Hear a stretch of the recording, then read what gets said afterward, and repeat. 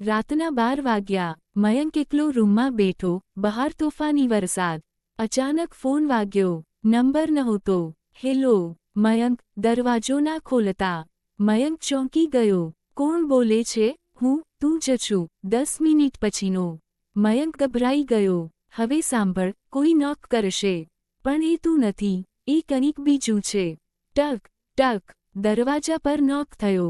બહારથી અવાજ. મયંક, દરવાજો ખોલ, હું છું. એ જ અવાજ, એ જ ટોન. ફોનમાં ફરી અવાજ આવ્યો.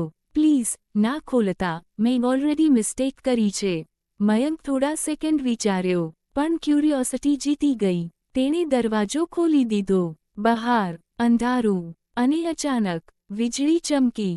તેની સામે દેખાયો પોતાનો જ ડેડ બોડી, આંખો ખુલ્લી અને સ્મિત કરતો. મયંક ચીસ પાડે એ પહેલા એ બોડી જીવતું થઈ ગયું. અને ધીમે બોલ્યું, હવે તારો ટર્ન છે. અચાનક લાઇટ બંધ. અગલા દિવસે સમાચાર આવ્યા.